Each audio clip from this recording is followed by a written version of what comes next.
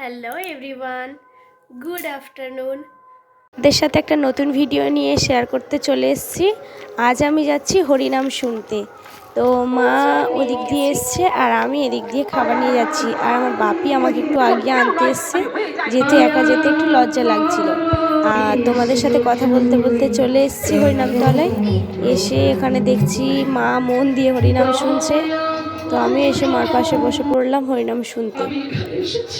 তোমাকে নিয়ে যাওয়ার জন্যই, তোমাকে ওই গৌরীর কাছে পৌঁছে দেওয়ার জন্য আমরা এখানে এসেছি। তুমি তুমি কেন না, তুমি যাও, তোমাকে এখান থেকে আমরা বের করে দেব। এই হরিনাম শুনতে শুনতে একটা মজার ঘটনা ঘটেছে, সামনেই তোমরা দেখতে পাবে। তো দেখো, এখানে মার খিদে পেয়ে গেছিলো, ঠিক আছে। তো মাই খাচ্ছিল আর আমি ভিডিও করছি দেখে হঠাৎই খাবারটা লুকিয়ে নিল লজ্জায়।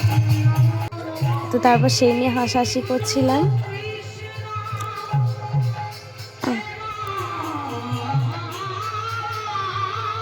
আর এখানে হঠাৎই পাশে তাকিয়ে দেখলাম একটা জেঠিমা, আমাদের পাশের বাড়িরই। তো উনি জায়গা খুঁজছিল, জায়গা পাচ্ছিল না। তারপর আমরা ডেকে নিলাম আমাদের কাছে। আর এটা হচ্ছে আমার একটা বোন, ওই জেঠিমার মেয়ে।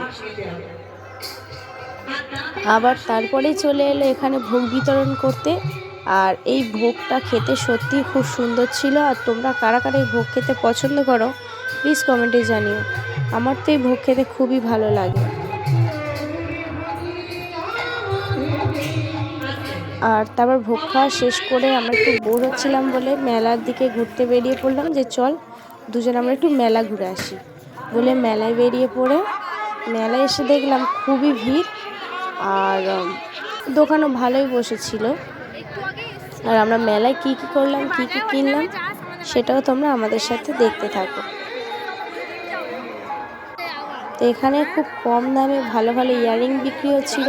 30 টাকায় অনেক কোরিয়ান ইয়াররিং বিক্রি হচ্ছিলো, যেগুলো দেখে খুবই নেওয়ার ইচ্ছা হচ্ছিলো, বাট নিইনি, কেননা ওই সব কানে আমি পড়ি না।